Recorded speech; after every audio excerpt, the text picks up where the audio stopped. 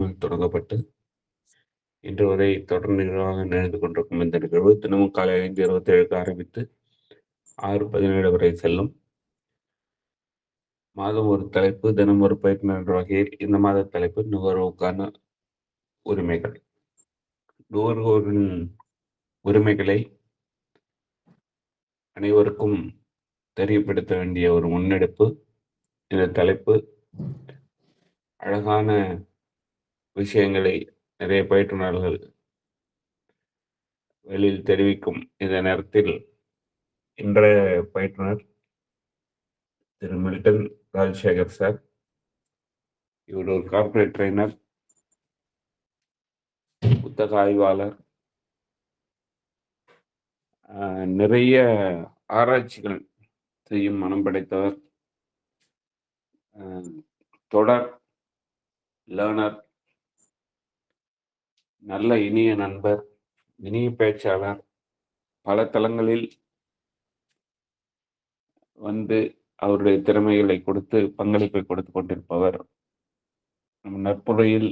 நற்புலரில் தொடர்ந்து இணைந்து அவரது பங்களிப்பையும் அவர் ஃபீட்பேக்கையும் கொடுத்து அனைவரையும் ஊக்கப்படுத்துபவர், நல்ல பண்பாளர், அமைதியானவர், அடக்கமானவர், வயது வித்தியாசம் பாராமல் அனைவரிடம் மரியாதையுடன் நடந்து கொள்பவர். அவரது அரிய பேச்சை கேட்க அவருடன் அனைவரும் காத்திருக்கிறோம். Sir, please. நன்றி சார்.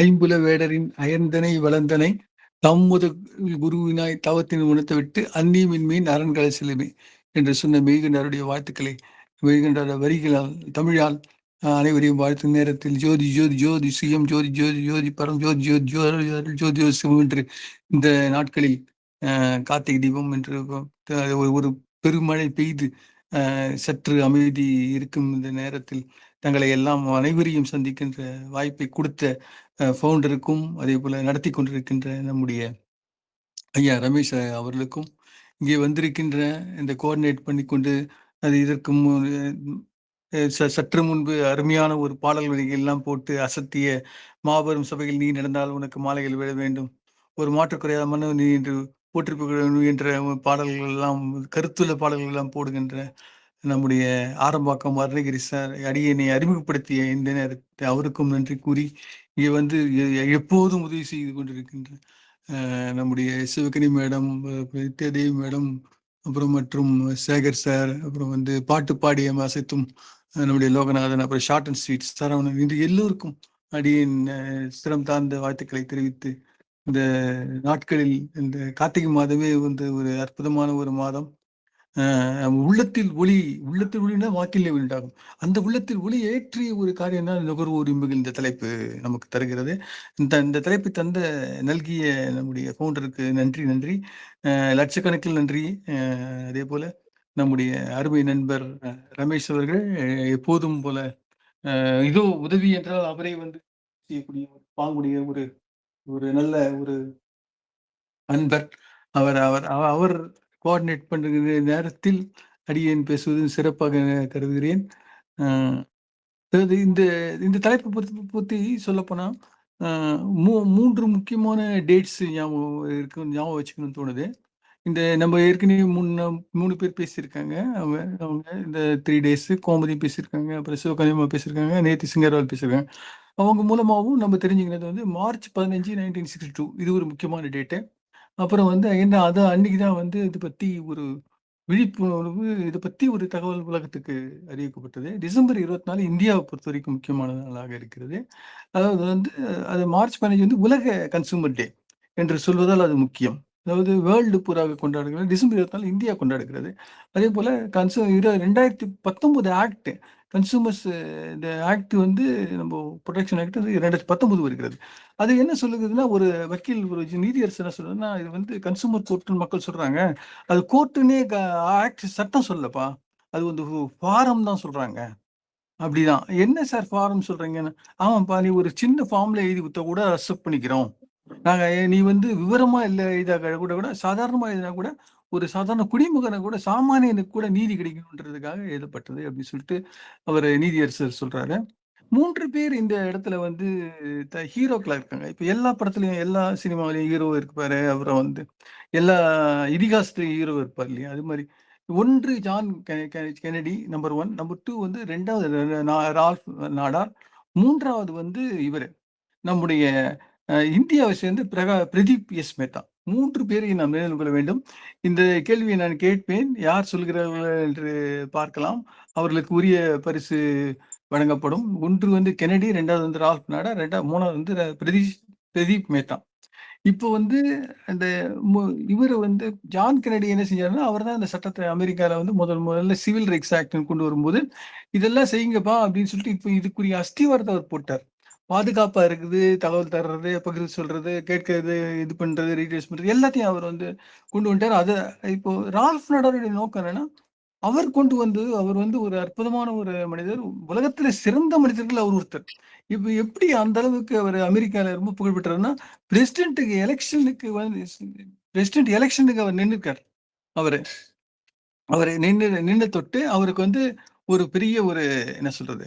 அ ஒரு வரவேற்பு இருந்தது. அந்த அளவுக்கு அவர் வந்து நாட்டினுடைய எலக்ஷன்ல வந்து நிக்கிறதுக்குரிய தகுதி அவருக்கு இருந்தது.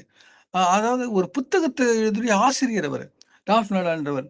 அவர் வந்து அவர் எழுதின புத்தகம் 1965 அன்சேஃப் அட் எனி ஸ்பீட். எந்த ஸ்பீட்ல போனாலும் வேலைக்கு ஆவாதுய்யா! எல்லாம் வந்து சேஃப்டியே கிடையாதுய்யா! அப்படின்னு சொல்லிட்டு அமெரிக்கால இருக்கிற மக்கள், அந்த எல்லாரும் பெரும்பாலும் கார் வச்சுன்னு தானே இருப்பாங்க. ஸோ நீங்கலாம் வந்து கார் ஓட்டவே உங்களுக்கு தெரியலையான்ற மாரி சொன்னாரு. எழுதியிருக்காரு அந்த புத்தகத்துல. அந்த புத்தகத்த வந்து எல்லாரும் படித்தார்கள். அது வந்து என்ன இவரு பெரிய இன்ஃப்ளூயன்சர் ஆச்சே. ஸோ அந்த நேரத்துல வந்து அவரு எழுதின புத்தகம் வந்து ஒரு பெரிய ஒரு மறுமலர்ச்சி உண்டு பண்ணி, உடனே வந்து 1965 எழுதினது. 1966 national traffic and motor vehicle act அப்பதான் வந்தது. இது ரெகுலேட் பண்ற ஆக்ட் வந்தது. அப்போ வந்து இந்த ஸ்பீடு தான் போகணும் அப்படின்னு சொல்லிட்டு அவங்க கவர்மெண்ட் சொல்லிச்சு. நீ உன் இஷ்டப்படி போகக்கூடாது அப்படின்ற மாரி. ஸோ வந்து இந்த பப்ளிக் ஹெல்த், சேஃப்டி அப்புறம் கார்ப்பரேட் இது இது காரியங்கள் எல்லாத்தையும் வந்து கென்னடி சொன்னது போல, அதேபோல இவரும் தன்னுடைய புத்தகத்தில் எழுதி, அதேபோல பல இடங்களில் அதை பத்தி பேசி, இது அமெரிக்கா முழுவதும் வந்து ஒரு ஒரு இந்த கன்சூமர் அதாவது ஒரு சாமானியனுக்கு ஒரு நீதி இருக்கணும். அதாவது ஒரு ஒரு பக்கம் கார்ப்பரேட், இன்னொரு பக்கம் வந்து ரொம்ப அடிமட்டத்துல இருக்கிற விவசாயி, ஒரு சாமானியன். ஒரு பேங்க்குக்கு போயிட்டு எதுவுமே ஃபார்ம் ஃபில் பண்ண தெரியாத ஒரு சாதாரணமான ஒரு ஏழை தொழிலாளி. அவனுக்கு ஒரு நீதி கிடைக்கிறது, ஏற்ற ஒரு இது இருக்குது அப்படின்னு சொல்லிட்டு. இந்த காரியங்களெல்லாம் சொல்லப்போனா நம்ம அருணகிரி சார் அடிக்கடி அறிவுறுத்துவது போல, வந்து 3 காரியங்கள சொல்லுவாரு. வந்து வந்து ஃபண்டமெண்டல், சென்டிமெண்டல் வந்து இன்கிரிமெண்டல். இதுதான் இந்த இதுவும் சொல்லுது. எப்படின்னா ஃபண்டமெண்டல்ல ஏன்டா இல்லன்னா நம்மகிட்ட வந்து நம்ம ஃபண்டமெண்டல் நம்ம புரிஞ்சுக்கிறதே இல்லாத ஒரு சூழல்ல தான் நம்ம இருக்கோம். அப்படின்ற மாரி சொல்லுவாரு. ஸோ இது வந்து இந்த ஃபண்டமெண்டல புரிஞ்சுக்கிறது ரால்ஃப் நாடார். ஃபண்டமெண்டல புரிஞ்சவர் கென்னடி. ஃபண்டமெண்டல புரிஞ்சவர் பிரசிடென்ட் ஸ்மித். ஸோ இவங்க வந்து என்னன்னா ஒரு நுகர்வோருடைய இந்த தந்தை, அதாவது நுகர்வோர் அந்த உரிமைகளை தந்தைன்னு ரால்ஃப் நாடார சொல்றாங்க. அப்புறம் வந்து இந்தியால வந்து தந்தை யாருன்னா, அவரு பிரதீப் எஸ் மேத்தான்றவர் சொல்றாங்க. வந்து இது வந்து 4 விஷயத்த கவனிக்கணும். எந்த ப்ராடக்ட் ஆனாலும் அதாவது வந்து consumer who is a consumer இது ஒரு முக்கியமான ஒரு கொஸ்டின். வந்து இத பத்தி நம்ம பிறகும் பேசுவோம். இது வந்து அடிக்கடி அந்த கன்சூமர் அந்த நம்ம இப்ப நம்முடைய பாணிக்காக நம்ம சொல்றோமே, கன்சூமர் கோர்ட் அப்படி சொல்றோமே, இந்த கோர்ட் இந்த காரியங்கள்லாம் அடிக்கடி இந்த கேள்வி தான் வரும். அதாவது பொருள்களை வாங்குவோம், உபயோகப்படுத்தவும், பயன்படுத்தவும் இப்படியெல்லாம் சாதாரணமாக பொது பாஷையில நம்ம சொல்றோம். அப்புறம் இந்த ப்ராடக்ட், பிரைஸ், பிளேஸ், அப்புறம் ப்ரமோஷன் இது போன்ற விஷயங்கள வந்து பொதுவா கவனிக்கணும் அப்படின்னு சொல்லிட்டு, நம்மளுடைய இதுல வந்து நம்ம தெரிஞ்சுக்கிறோம். இப்ப இதுவரை கன்சியூமர் கோர்ட் அந்த ஜட்ஜ்மெண்ட்ஸ் இது மாரி பல காரியங்கள் வந்திருக்கிறதெல்லாம் பார்க்கும்போது, நம்ப என்ன என்ன இந்த இந்த நேற்று சிங்கர்வாலன் அவங்கலாம் பேசும்போதும் கூட சொன்னது, right to be protected, right to be informed, right to be heard, right to be assured, right to be result, right to be aware. So இதெல்லாம் வந்து தான் முக்கியமான ரைட்ஸ் அப்படி சொல்லிட்டு சொல்றாங்க. இது இது வந்து நம்போ அடிக்கடி நம்ம லோகநாத் சார் மற்றவர்கள் இங்க நம்முடைய இத வந்து போடும்போதும், நேத்து இந்த தலைப்பு மைண்டுக்குள்ள ஓடிக்கொண்டிருக்கும் போதும், இந்த ஜட்ஜ்மெண்ட்ஸ் பத்தியெல்லாம் பார்க்கும்போதும், என்ன தோணுச்சுன்னா, வந்து இன்றைய கார்ப்பரேஷனுடைய நிலை, மக்களுடைய நிலைமை எப்படி கம்பேர் பண்ணும்போது எப்படி தோணுதுன்னா, "எத்தனை காலன் ஏமாற்றுவோர் இந்த நாட்டிலே" அப்படின்ற ஒரு நிலைமை தான் இருக்குது. அப்புறம் வந்து இதுக்கு பதிலா நம்ம லோகநாத் சார் என்ன பாடப்படுறாரு, "ஏமாறச் சொன்னது நானும், என் மீது கோவம் தானோ அப்படின்ற மாதிரி அவர் பாடுவார்ன்ற மாதிரி தோணுது. ஸோ இது அருணகிரி சார் எதுவும் வேணா அது வேணா ஏமாறதே ஏட்டம் ஏமாற்றுறதே அப்படின்ற மாதிரி அவர் பாடல் அவருக்கு, ஏன்னா அவர் பாடல்கள் நல்ல பழைய திரைப்பட ரசிகர்கள்.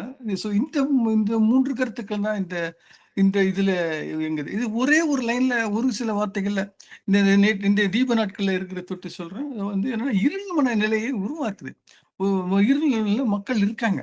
அத வந்து மாத்துறதுக்காக இந்த முயற்சி தான் அது. இருள்மலை நிலை அப்படின்றது வந்து திருவருட்பயன்ல நம்ம சொன்னது 10 பாடல். இது வந்து என்னன்னா இருள்மலைனால வந்து ஒரு உரிமையே இல்லை. எனக்கு இந்த உரிமை இருக்குது. நாம் இருக்கும் நாடு நமக்குது என்று அறிந்தோம் சொன்ன பாரதியார் சொன்னாரு. அந்த அந்த உரிமையே எனக்கு இருக்கு. நான் இந்த நாட்டுக்குள்ள நான் கேட்க முடியும். கேள்வி கேட்க முடியும் அப்படின்னு சொல்லிட்டு சொல்றாங்க. ஆனா அப்படி சொன்னா கூட, தலைவா நான் அதெல்லாம் கேட்க மாட்டேன். எனக்கு எதுக்கு? நான் பாட்டுக்கு ஏதோ வேலை நான் பாட்டுக்கு போறேன். அப்படின்ற மாரி, அதாவது எனக்காக இன்னொருத்தர் பேசணும் அப்படின்ற மாரி. ஸோ இது இப்படி இல்லாமல் நம்ம வந்து இது வந்து ஒரு மாணவன் வழிகாட்டியிருக்கிறான். இந்த வரலாற்று கேஸ் ஸ்டடீஸோ இந்த இதுல கன்சியூமர் இதுல வந்து பல இன்ட்ரெஸ்டிங்கான விஷயங்கள பார்க்க முடிஞ்சது. டெஃபிஷியன்சி இன் எஜுகேஷன் சர்வீஸ்ன்னு ஒரு விஷயம். அதாவது வந்து சேகால் school of competition versus Delbir Singh. இந்த ஒரு சின்ன ஒரு ஸ்கூல் ஒரு கல்லூரி பையன் வச்சுப்போமே, அவன் வந்து மெடிக்கல் இந்த நீட்டு மாதிரி ஏதோ ஒரு எக்ஸாம் அப்போ அந்த காலகட்டத்தில் வந்து அவர் மெடிக்கல் என்ட்ரன்ஸ் எழுத வேண்டியது அந்த ஊர்ல. அப்போ அவர் வந்து 2 இயர்ஸுக்காக படிக்கிறதுக்காக ஒரு கோச்சிங் சென்டர் போறாரு. அதுதான் சீகால் ஸ்கூல் ஆஃப் காம்படிஷன். இந்த கேஸ் ஸ்டடிஸ்ல இது ரொம்ப முக்கியமான ஒரு கேஸ் ஸ்டடியா பாக்குறது. எவ்வளவு ஃபீஸ் போய் கேட்கறான்? 18,734. என்ன சொல்றாங்க? என்ன கண்டிஷனா? முதல்லயே எடுத்து உடனே கட்டிடு, நோ இந்த இன்ஸ்டால்மெண்ட் இஎம்ஐ அதெல்லாம் கிடையாது. நீ வந்து கட்டிட்டு பிறகு நீ வந்து இங்க சேரலாம் படிக்கலான்ற மாதிரி நாங்க உங்களை வந்து கொண்டு வந்துருவோம். மெடிக்கல்ல நீங்க ஃபிட் ஆகி நீங்க போயிடுவீங்க, டாக்டரா போயிடுங்க அப்படின்ற மாதிரி சொல்றாங்க. இவர் வந்து நம்பிட்டே அவர் போறாரு. அப்புறம் பார்த்தா அந்த ஃபேக்கல்ட்டி யாரும் சரியா புரியல. இவர் நடத்துறது புரியல. சரி என்னதான் நடக்குறாங்க 2, 3 நாள் அவர் கவனிக்கிறாரு. அப்புறம் பக்கத்துல இருக்க பையன் பார்த்து கேட்கிறாரு. ஆமாப்பா என்ன நடத்துறாங்க? எனக்கு ஒன்றும் புரியலையேப்பா. ஒன்றும் இல்லப்பா, இங்க வந்து மெடிக்கல்னு அவங்க சொன்னாங்க. மெடிக்கலுக்கு தான் நம்ம வந்திருக்கோம், பணம் கட்டியிருக்கோம். ஆனா அவங்க நடத்துறத பார்த்தா என்ஜினியரிங் நடத்திட்டு இருக்காங்க அப்படின்னு அந்த பையன் சொல்றான். ஓஹோ! என்ஜினியரிங் இப்படிதான் இருக்கும் போல அப்படின்னு சொல்லிட்டு அந்த பையன், இவனுக்கு வந்து இதுவும் தெரியாது, அதுவும் தெரியாது. ஸோ யாரோ சொன்னாங்க, அதாவது அங்க சேர்றாங்கன்னு சொல்லி சேர்ந்துட்டான். அவங்க வீட்ல வந்து கிராமத்துல இருந்த பையன். ஸோ அப்புறம் வந்து விழிச்சுக்கினான். அவங்க ஃப்ரெண்ட் எல்லாம் சொல்றாங்க, என்னடா இவ்வளோ தூரம் 18,000 மேல வாங்கியிருக்கான், 18,000 பிளஸ் இவ்வளோ வாங்கியிருக்கான், ஒன்றும் செய்ய மாட்டாங்கிறான் அப்படின்னு சொல்லிட்டு அந்த நேஷனல் அங்க இருக்கிற கன்சூமர் இதுங்கெல்லாம் போனாங்க. அங்க யாரும் சரியா வந்து முகம் கொடுத்து கூட பேசல. இப்ப பெரிய பிரச்சனை என்னன்னா, இந்த கோர்ட்டோ மற்ற பேங்க்ல வந்து எதுவுமே செய்ய காட்டி கூட பரவாயில்லப்பா, கொஞ்சம் கனிவோடு பேசு, ஒரு முகத்தை மூஞ்சிய காட்டி, அப்பா எனக்கு இது செய்யலாம் இப்படி செய்யலாம், ஒரு என்னதான் இருக்குன்னு விசாரி, அது கூட யாரும் செய்யறது இல்லைன்ற மாதிரி கோவம் வந்துட்டு இவன் வந்து நேஷனல் கவுன்சிலுக்கு போயிட்டான். National council disputes result council இது கமிஷன் சொல்லிட்டு ஒன்று இருக்குது. NCDRCன்னு சொல்றாங்க. ஸோ இதுல போயிட்டு இவன் வந்து கொடுத்துட்றான். இது மாதிரி எல்லாம் வந்து நடக்குது இந்த இடத்துல வந்து இது சொல்லிட்டு அதுக்குரிய ஆதாரங்கள்லாம். ஸோ இந்த முக்கியமான விஷயம் நேற்று நம்ம சிங்கர்வாலியா சொன்னது போல அந்த ஆதாரங்கள் நம்ம கிட்ட கரெக்டா இருக்கணும். அது இருந்து இது வந்து எப்படின்னு பார்த்தா பிரைவேட் கோச்சிங் சென்டர். இது வந்து ஒரு அரசாங்க ஸ்டாச்சுட்டரி பாடி இல்லை அப்படின்னு சொல்லிட்டு அவங்க ஆர்கியூ பண்ணாங்க.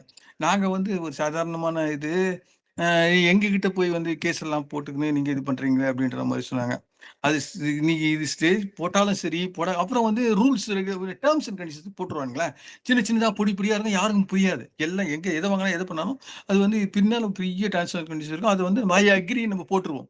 நமக்கு இது என்ன அதை படிச்சு பாக்குறது யாராவது படிக்க முடியாது. ஏன்னா கண்ணு இப்போ என்ன மாதிரி ஆளுங்க படிக்கிறது வேற, கண்ணு பிரச்சனை இருக்குது, படிக்காம கொஞ்சம் பிரச்சனை இருக்கலாம். மற்றவங்க வந்து நல்லா தெரிய கண்ணு இருக்கு அவங்களுக்கு, ஏன்னா அது பொடி பொடியா இருக்கும். அதை விட அதுக்கு பொடியா தனியா நம்ம டாக்டர் போய் கண்ணாடி வாங்க, அதெல்லாம் முடியாது. ஸோ அதனால வந்து யாரை படிக்கிறது அதுக்கு டைமும் இல்லை. எதா இருந்தாலும் நம்ம வந்து வழக்கமா ஐகிரியும் போடுற மாதிரி இதுல ஐகிரியும் போட்டு இவர் இந்த பையன் வந்து பண்ணிட்டான் அப்படின்னு சொல்லிட்டு இவன் போய் சொல்றான். அவன் வந்து அவன் போட்ட கையெழுத்து போட்டிருக்கான் பாருப்பா அப்படின்னு சொல்லிட்டு நீதிபதி கேட்கறாங்க. அவன் போட்டிருக்கலாம் சரி, இது வந்து நீதி நியாயம் நீ செய்யல, நீ வந்து நீ வாங்கின காசு என்ன, நீ எதுக்கு வாங்கியிருக்க, அப்புறம் வந்து அதுக்கப்புறம் அவங்க கம்ப்ளைண்ட் பண்றாங்க. இவன் 6 மாசம் தான் படிச்சான், 6 மாசம் டிஸ்கண்டினியூ பண்ண. ஏன்டா நீ நடத்தவே இல்லையடா, பாடமே நடத்தல, அவன் எதுக்கு 6 மாசம் உட்காந்துருக்கான்? அதுவே பெரிய விஷயம்.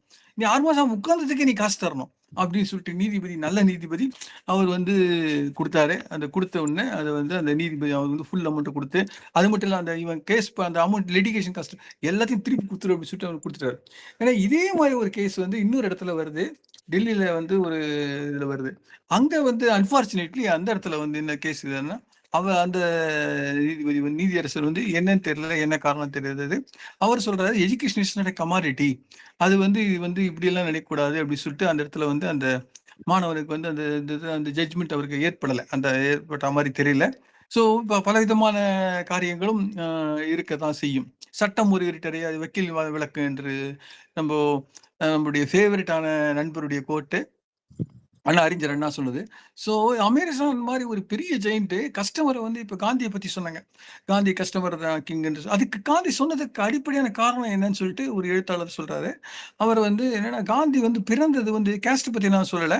அவர் அந்த எழுத்தாளர் சொன்னதை சொல்றேன். அவர் வந்து குஜராத்தி நம்பர் 1 அந்த குஜராத்ல பிறந்தார். அப்புறம் வந்து பனியா கேஸ்ட். அதாவது பிசினஸ் வந்து ஊன்றி கவனித்திருக்கிறார். ஸோ பிசினஸ்ல ஊன்றி கவனித்தவர் ஒரு சிலர் அதாவது வந்து ரொம்ப ஆழமாக கவனித்தது கஸ்டமர் இஸ் கிங் அப்படின்னு சொன்ன முதல் நபர்ன்ற போது காந்தியை நம்ம பாராட்டலாம். அதை வந்து அதே போல அமேசான் நம்முடைய அதிபர் அவர் வந்து சொல்ற அவர் வந்து பேரு டக்குன்னு எனக்கு வரல. அவர் வந்து 2 சேர் போட்டிருப்பாரு. நம்ம ஏற்கனவே நம்ம படிச்சிருக்கோம், சொல்லியிருக்கோம். அதை வந்து ஒரு சேர் வந்து அவருக்கு அவர் உட்கார்றது முதலாளின்ற முறையில் பக்கத்துல வச்சிருப்போம். அது எம்டியா தான் இருக்கும், யாரையும் உட்கார வைக்க மாட்டாங்க. அது யார் அப்படின்னு சொல்லிட்டு என்னன்னா கஸ்டமர் அப்படின்னு சொல்லிட்டு மக்கள் கருத்து ஏற்படுறதுக்காக அவர் அதை செஞ்சாரு. அதாவது கஸ்டமருக்கு அந்த அளவுக்கு முக்கியத்துவம் தராரு அப்படின்னு. ஆனால் இந்த கமிஷனும் பலவிதமான இந்த கன்சூமர் கோர்ட் கேஸ்ல வந்து மாட்டி சிக்கி நிறைய வந்து ஃபைன் கட்டுற ஒரு சூழ்நிலையை அனுபவிச்சிருக்கு. அவர் ஓகே, அதிபர் கரெக்டா தான் இருக்காருன்னு வச்சுப்போம். கீழே இருக்க அதிகாரிகள் எல்லாரும் சரியா சொல்ல முடியுமா? இல்ல. இப்போ அதாவது வந்து ஒரு பையன் வந்து ஜஸ்வந்த் சிங், அமேசான் வர்சஸ் ஜஸ்வந்த் சிங், அதாவது காமர்ஸ் ஜெயிண்ட். அவன் வந்து யூஎஸ்ஏல அவன் வந்து ஒரு என்ன செய்யறான்னா மாணவன் அவன் தான். அவன் வந்து பாருங்க மாணவன்லாம் என்ன எந்த கரெக்டா செய்யறாங்க பாருங்க. லேப்டாப் ஆர்டர் பண்ணியிருக்கான். வந்தது பார்த்தா என்னன்னா வெறும் சின்னதா ஏதோ மார்பிள் கல்லு மாதிரி ஏதோ வந்திருக்கு போல. அவருக்கு ரொம்ப கோவம் வந்துடுது. அவன் ஃபோன் பண்றான். அப்புறம் நேரா போய் கேட்கறான். ஒன்றும் ரெஸ்பான்ஸ் இல்லை. வந்து அதான் சின்ன பையன் இவன் ஏமாத்திடலான்ற மாதிரி நினைச்சாங்களா இல்ல சரியா அதை எடுத்துக்கலாம் அவங்க. அப்புறம் ரொம்ப கோவம் வந்த பாடு அவன் வந்து அந்த நேஷனல் கவுன்சில் அந்த இருக்கிற அந்த இதுல போறான். போன உடனே அடுத்து எதுவுமே பேசல அங்க இருக்கிறவங்க. இம்மீடியட்லி அமேசனை கூப்பிட்டு இது நீ கொடுக்குறியா இல்லையா, அந்த அதிகாரிகள் யார் concern person, either you give the refund otherwise will put you in jail அப்படின்னு சொன்னாங்க. உடனே வந்து வேற வழி இல்லாம அவங்க வந்து அவங்க எல்லாரும் அந்த கிளியர் பண்ணி அன்னைக்கே you have to to it today itself அப்படின்ற மாதிரி இந்த ஜட்ஜ்மெண்ட் அப்போ வந்தது. அப்புறம் டெய்லர் வெர்சஸ் சமயன்னு சொல்லிட்டு இன்னொரு இது அது வந்து என்ன சொல்றாங்கன்னா பைபேக்னு சொல்ற அல்கோரிதம் எல்லாம் வந்து இவங்க தப்பா போட்டிருக்காங்க. அவர் பாருங்க அவன் வந்து சயின்டிஸ்ட் மாதிரி அவன் வந்து கண்டுபிடிச்சு சொல்றாரு. ஸோ இது வந்து அன்ஃபேர் பிராக்டிசஸ் ஏற்படுத்துது. இது வந்து டிஃபிஷியன்சி இன் சர்வீசஸ் ஒன்று, அப்புறம் அன்ஃபேர் பிராக்டிசஸ் ஒன்று. இந்த மாதிரி ஒரு நிலைமை இருந்ததுன்னா இது வந்து தவறான ஒரு கருத்து அப்படின்ற மாதிரி அவர் சொல்றாரு. வோல்ஸ்வாகன்ற கம்பெனி பத்தி எல்லாருக்கும் தெரியும். பிஎம்டபிள்யூ பத்தி எல்லாருக்கும் தெரியும். பிஎம்டபிள்யூ ஃபேமஸான ஒரு கேஸ் வந்து என்னன்னா ஒரு கட்டத்துல வந்து எலக்ட்ரானிக் இந்த ஏதோ பம்ப் மாதிரி ஏதோ சம் டிவைஸ் வச்சிருக்காங்க. அது வந்து ஒரு இடத்து யாரோ ஒரு சகோதரர் ஒருத்தர் வண்டி ஓட்டின்னு போயிருக்காரு. போயிருக்கும்போது அது திடீர்னு வந்து ஒரு அந்த அந்த காரை நிறுத்திருக்காரு. நிறுத்தின பாடு பார்த்தா இவர் வெளியே வந்திருக்காரு. பார்த்தா கார் எரியுது. ஏதோ ஒரு பார்ட் ஆஃப் தி கார் வந்து எரியுது. பார்த்தோன்னே உடனே ஃபயர் எல்லாம் கூப்பிட்டு இது பண்ணியிருக்காங்க. அப்புறம் என்ன தகவல் ஆராய்ச்சி பண்ணாங்க. அந்த அதிகாரிகள்லாம் வந்துட்டாங்க. அதுக்கப்புறம் பார்த்த பாட வந்து அந்த முக்கியமான ஒரு சேஃப்டி டிவைஸ் ஒன்று இருக்கணும். அந்த சேஃப்டி டிவைஸ் வந்து ஏர்லியர் கார்ல எல்லாம் வச்சிருந்தாங்க. இது வந்து வேற மாத்திட்டாங்க. அந்த டிவைஸ் வேற காரணம். அது செட் ஆகல, ஒர்க் பண்ணல. ஸோ ஒர்க் பண்ண விட்டுட்டு உங்களுக்கு வந்து அந்த ஃபயர் ரிஸ்க் வந்து அது அப்புறம் அந்த கார்கள் எல்லாம் மாற்ற வேண்டும் ஜட்ஜ்மெண்ட் வந்து எல்லாத்தையும் காம்பன்சேஷன் கொடுத்து அவங்க மாத்தினாங்க. அது எந்த காரு? பிஎம்டபிள்யூ. உலகத்திலேயே மிகச்சிறந்த கார்கள் என்று சொல்லி போற்றப்படுவது. நம்முடைய சோகால் எல்லா நடிகர்களும் பெரிய ஆசீர்வாதிகளும் அதை வைத்துக் கொள்வதுதான் பெருமை என்று நினைத்துக் கொண்டு அந்த காரும் பல கேஸ்கள்ல ஒரு கேஸ் இல்ல பல கேஸ்லயும் இதே மாதிரி நடந்திருக்கு. வோல்க்ஸ்வாகன் இன்னும் மோசம். அதாவது ஒன் ஆஃப் தி நிறைய கன்சூமர் இதுல பார்த்து மாட்டினது எதுனா வோல்க்ஸ்வாகன் அப்படின்ற மாதிரி சொல்லலாம். வந்து ஜிபிஎஸ் சர்வீஸ் அவன் குடுத்துருக்காரு. அவங்க ஒரு கார் வந்து ஒரு ஒரு ஆள் அது சினிமால நடக்கிற மாரி ஒரு குழந்தைய வந்து கிட்னாப் பண்ணி யாரோ ஒருத்தர் எடுத்துன்னு போறாங்க. அவங்க வந்து அந்த Volkswagenல ஜிபிஎஸ் சர்வீஸ் இருக்கு. ஆனா பின்னால போலீஸ் ட்ராக் பண்ணும்போது அவங்களால பண்ண முடியல. ஏன்னா ஜிபிஎஸ் அங்க ஒர்க் பண்ணலையாம். அது முன்னால போற அந்த கார்ல. அத தான் இவங்க சேஸ் பண்ணணும். சரி இவங்க என்ன ஏன் அது ஒர்க் பண்ணலன்னு கேட்குறாங்க. அந்த அதிகாரிகள் அவங்க வந்து அதுக்கு அங்கருந்து ரிப்ளை வருது பாருங்க. அவங்க என்ன ரிப்ளை பண்றாங்கன்னா, அருமையான ரிப்ளை சொல்றாங்க. ஒண்ணும் இல்ல ஜிபி Volkswagen சொல்றாங்க. அந்த இடத்த அந்த இது கிட்னாப் பண்ண சைல்ட வந்து காப்பாத்துறதுக்காக போலீஸ் முயற்சி எடுக்குது. அவங்க சேஸ் பண்ணின்னு போய் நேரத்துல இந்த கான்வர்சேஷன் Volkswagen சொல்லுது. அந்த Volkswagen அந்த அந்த கார் இருக்கேப்பா, அந்த ஓனர் வந்து அந்த இது அந்த ஜிபிஎஸ்க்கு ஒரு அமௌண்ட் கட்டணும் போல. அந்த ஊர்ல அப்போ. அந்த கட்ட வேண்டி இருந்தது. அந்த அது வந்து எக்ஸ்பைரி ஆயிடுத்து. அவர் கட்டல. அதனால நாங்க வந்து ஸ்டாப் பண்ணிட்டோம். அட பாவி! இது எவ்வளோ முக்கியமான விஷயம். முதல்ல அத குடுறா. பணத்தெல்லாம் நாங்க பார்த்துக்கிறோம் அப்படின்னு சொல்லிட்டு போலீஸ் வந்து மிரட்டி, அதுக்கப்புறம் மறுபடியும். ஏதாவது இது மாரி ரொம்ப முக்கியமான தருணத்துல ஜிபிஎஸ் வந்து சர்வீஸ வந்து கட் பண்ணி, அது எக்ஸ்பைர் ஆயிடுச்சுன்னு சொல்லி, இப்போ எக்ஸ்பைரி டேட் நம்ம பார்த்துட்டு இருக்கோம். அவன் இப்போ எக்ஸ்பைரி டேட் நம்மள விட அவங்க அதிகமா பார்க்குறாங்கன்றது நமக்கு புரியுது. அதாவது வந்து நீண்ட காத்திருப்பு. எதுக்கு? இந்த மாரி பிரச்சனைகள்லாம் நம்ம ஏற்படுது. அப்புறம் வந்து முகவர்களுடைய ரெஸ்பான்ஸ் இல்லாம இருக்கிறது. அப்புறம் வந்து மோசமான சூழ்நிலைகள் இருக்கிறது. வாடிக்கையாளர்களுடைய தவறான காரியங்கள்ல வந்து ஈடுபடுறது. இது போல பல காரியங்கள நம்ம வந்து பார்க்குறோம். இந்த எல்லாத்த விட நேத்து ரமேஷ் சார் பேசினாங்க. அப்புறம் வேற சில அன்பர்கள் பேசினாங்க.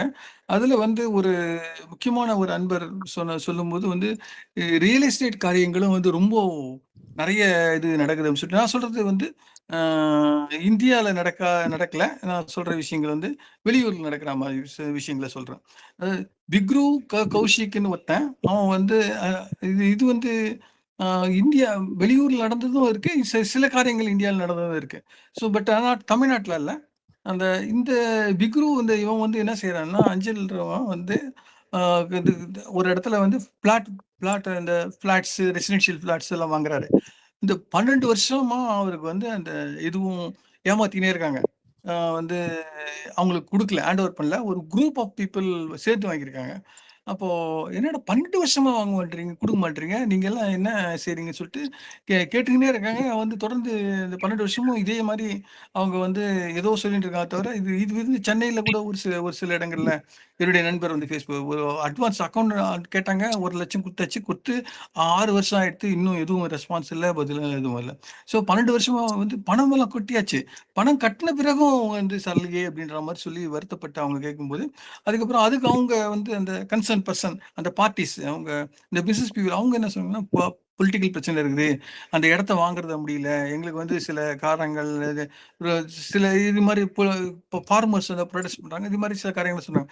எதா இருந்தாலும் தப்பு. நீங்க செஞ்சது ரொம்ப தப்பு. இவ்வளோ நாள் வெயிட் பண்ணது 12 வருஷத்துக்குரிய ரீஃபண்ட குடுத்துருங்க. அந்த அமௌண்ட் எல்லாம் செட்டில் பண்ணிடுங்க அப்படின்னு சொல்லிட்டாங்க. அப்புறம் இன்னொரு கேஸ் வந்து ரியல் எஸ்டேட் சம்பந்தமான காரியங்கள். ராஜீவ் மேனன் வெர்சஸ் சொல்ற ஹோம்ஸ்ன்னு சொல்லிட்டு ஒரு இது 2025 கேஸ். இது என்ன சொல்லுதுன்னா, இது வந்து இவரு என்ன செஞ்சாங்கன்னாக்கா, 95% ஆஃப் தி அமௌண்ட் வந்து இவங்க ஃபிளாட் வாங்குறாங்க. அமௌண்ட் வந்து பே பண்ணிட்டாங்க. பே பண்ணவொன்னே குடுத்துற வேண்டியது அப்படின்னு பார்த்தா, அவங்க வந்து கையில குடுக்கணும். ஏதாவது பாக்கி இருந்ததுன்னா குடுப்பான்னு சொல்லிட்டு பேசிக்க வேண்டியது தான். ஒருத்தருக்கு ஒருத்தர் இது மாரி. இதெல்லாம் நடக்கல. என்ன நடந்தது அப்படின்னா, அவங்க சொல்றாங்கன்னா, அந்த அந்த ஓனர்ஸ் வந்து அந்த பில்டர்ஸ் வந்து நீங்க இதெல்லாம் கட்டியிருக்கீங்க கரெக்ட்டு. ஆனா ஒரு முக்கியமான டாக்ஸ் இப்ப கவர்மெண்ட் போட்டிருக்குது. இப்பதான் போட்டது. அதுக்குரிய அமௌண்ட் நீ தான் கட்டணும் அப்படின்னு சொல்லிட்டு. அது எப்படி நாங்க கட்டுறது? நம்ம அக்ரீமெண்ட்ல அதெல்லாம் இல்லையே அப்படின்னு. அதெல்லாம் இல்ல. எங்களுக்கு தெரியாதுப்பா. நீ வந்து டாக்ஸ கட்டிக்கோ. கட்டிட்டு நீங்க வாங்கிக்கோ. இல்லன்னா முடியாது அப்படின்றோம். இந்த பர்டன் நாங்க ஏத்துக்க முடியாது அப்படின்றாங்க இந்த பில்டர்ஸ். அதெல்லாம் அப்புறம் இது கோர்ட்டுக்கு போச்சு. அதாவது இந்த இந்த கன்சியூமர் கோர்ட் அந்த ஃபார்ம் எப்படி சொன்னாலும், அவங்க வந்து இது ரொம்ப தப்பு நீங்க இவ்வளவு நாள் செய்றது. இது வந்து ரொம்ப என்ன சொல்றது? கார்ப்பரேட் லெவல்ல இது மாரி எல்லாம் நீங்க செய்யக்கூடாது. நீங்க வந்து இந்த இதுல இருந்தெல்லாம் வந்து மக்களுக்கு வந்து நமக்கு வந்து ஒரு பிரச்சனை தீர்க்கறதுக்காக நம்ம வந்து இருக்கமே தவிர, நீங்க வீடு கட்டுறதுக்காக நீங்க வாங்கிட்டீங்க. இது வந்து பணமும் வாங்கிட்டு போய் குடுத்தாச்சு. குடுக்கலனாலும் பரவால்ல. இது வந்து இந்த அளவுக்கு அவங்க குடுத்திருக்கும்போது, நீங்க வந்து ஏன் நீங்க வந்து இது மாரி பண்றீங்க? அப்படின்னு சொல்லிட்டு அவங்க கேட்டு, அந்த நீதி வந்து அந்த இடத்துல நிலைநாட்டப்பட்டது.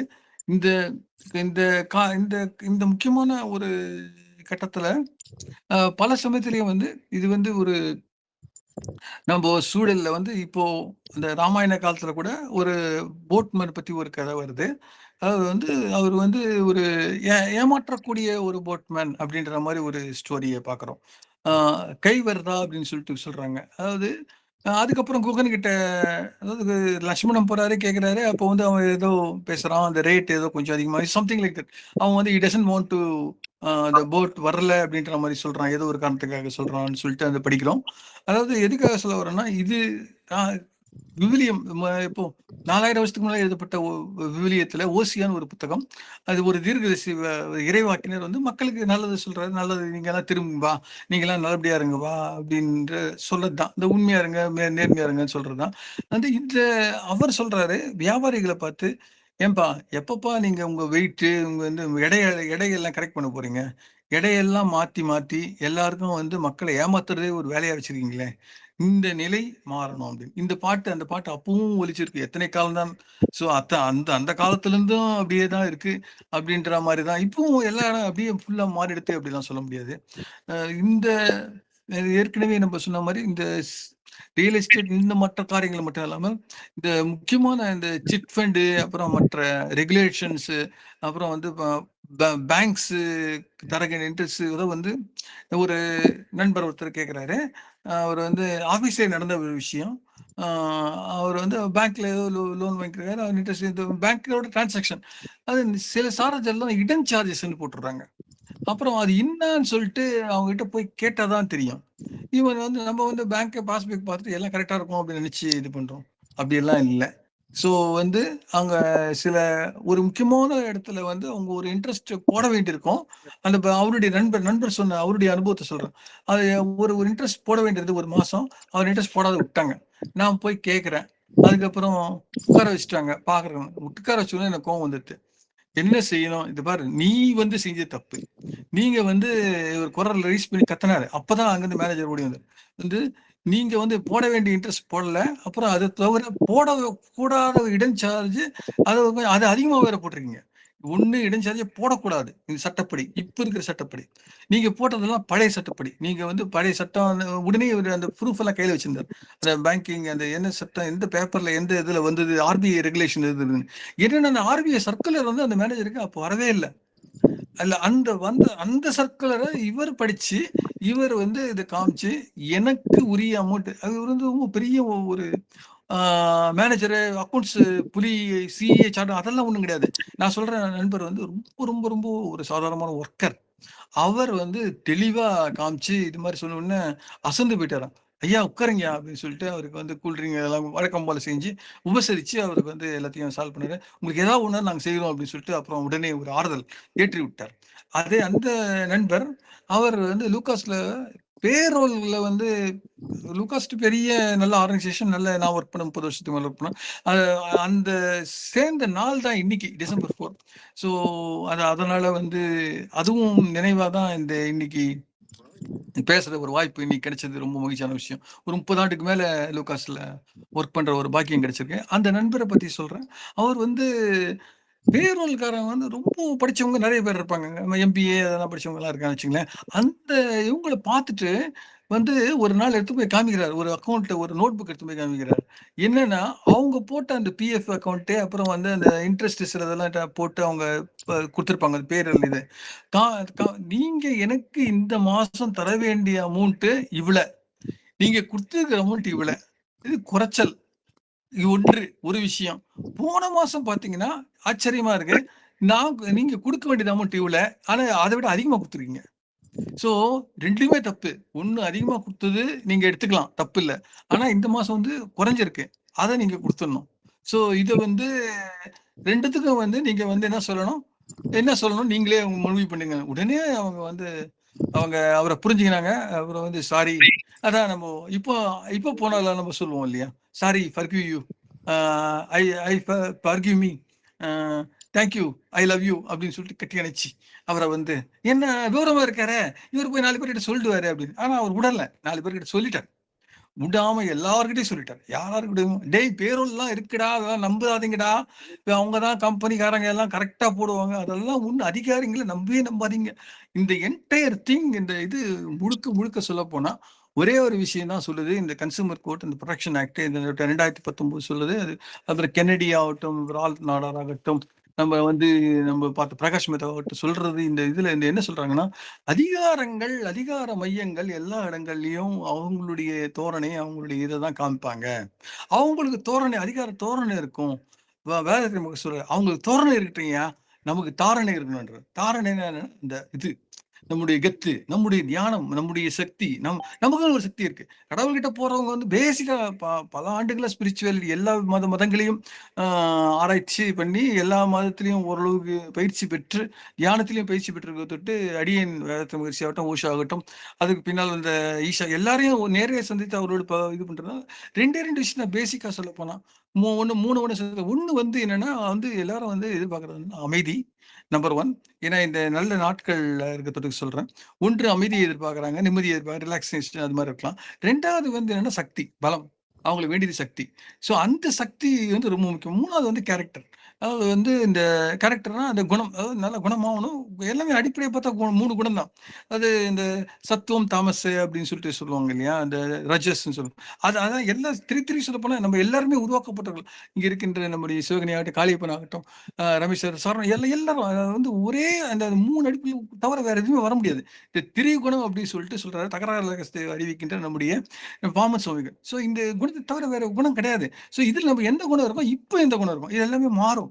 ஸோ இந்த சக்தி வேண்டும். நம்ம இந்த சக்தியை கொடு சக்தி கொடுன்னு சொல்லிட்டு பாட்டு வரும். அந்த நேரத்தில் அந்த சக்தியை நம்ம அனைவரும் பெறணுன்றது இந்த முக்கியமான ஒரு கேள்வியை நம்ம ஆரம்பிச்சோம். அது ஹூ இஸ் எ கன்சூமர்? இந்த வர்ற நாட்கள்லயும் நம்முடைய சகோதரர்கள் நிறைய படித்தவர்கள், நிறைய அறிஞர்கள்லாம் இந்த சபையில் இருக்கீங்க. ஸோ அவங்கெல்லாம் அந்த இன்னும் அது பல கேள்விகள் இந்த கன்சூமர் என்ற கேள்வியில இருக்கு. அடுத்த கேள்வி ஒரு கேள்வி கேட்கிறேன். இது உங்க பின்னோட்டத்துல கூட உங்களுக்கு தோணுச்சுனாலும் இப்போ நீங்க சொல்லலாம். உங்களுக்கு தோன்ற விஷயத்த சொல்லலாம். Who is a smart consumer?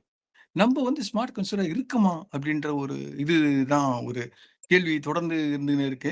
தமிழவாணன் sir ஒரு வாட்டி ஏற்பட்ட அனுபவத்தை சொன்னாரு. அவரோட கொஞ்சம் நெருங்கி பழகுற வாய்ப்பு கிடைச்சது. அப்ப சொன்னாரு, அவர் எடுத்த ஒரு படம் காதலித்தால் போதும் ஜெய்சங்கர் நடிச்சு நல்ல படம் போகும்னு நல்லா ஓடுச்சு. ஆனா அவர் ஓடலன்னு ஏதோ காரணத்தால சொல்லியிருந்தாரு. அது வேற விஷயம்.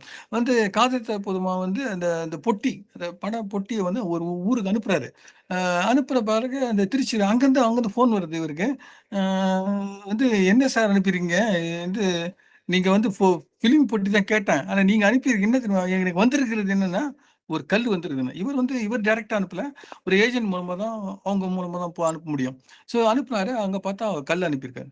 ஸோ இது மாரி அமேசான் மட்டும் இல்ல. வேற சில அது மாரி சில கூட அவங்க செல்லு அனுப்புறதுக்கு பதிலா வேற ஏதோ ஒரு ப்ராடக்ட் வேற ஏதோ சின்ன சின்ன சம்திங்லாம் அனுப்பி அது பெரிய ஒரு விஷயம் ஆயிருக்கு. ஸோ எதுக்காக சொல்றேன்னா, அகைன் நம்ம கோயிங் பேக் டு நம்ம ஃபண்டமெண்டல்ல நம்ம இருக்கணும்.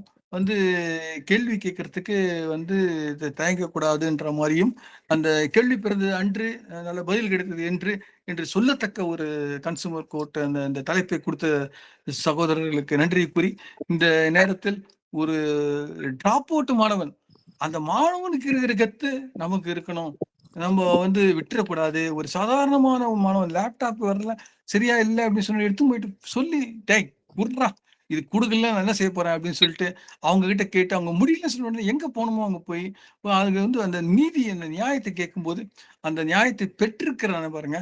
ஸோ அது மாதிரி பெற முடியாத சமயத்தில் நானும் இந்த தைரியம் இல்லாமல் கேட்க முடியாமல் பல சமயங்களில் இருந்து கொண்டிருக்கிறேன். பல சமயங்களில் இருந்திருக்கிறேன். சில சமயங்களில் குரலை உயர்த்த வாய்ப்பு கிடைக்கும்போது அந்த வெற்றியும் பெற்றிருக்கிறேன் என்ற அனுபவத்தை கூறி அனைவருக்கும் இந்த வெற்றி வேண்டுமா போட்டு பாடா எதிர்நீச்சல் என்று கூறி அனைவரும் வாழ்க்கையில் இந்த தீபத் திருநாள் உள்ளத்தில் ஒளி வாக்கிலே உண்டாகும் வெளியத்தின் பெருக்கும் கவி பெரும் கவி பள்ளத்தில் இருக்கும் கூட விழிபெற்ற பதவியில் தள்ளிட்டு தமிழ் சுவை கண்டார் இங்காம இருக்க கண்டார் என்று அனைவரும் உள்ளத்தில் ஒளி பெறுவோம், உலகத்தில் ஒளியை காண்போம் என்று கூறி நிறைவு செய்கிறேன். இடம் சார்கிறேன். நன்றி, வணக்கம். எக்ஸலண்ட்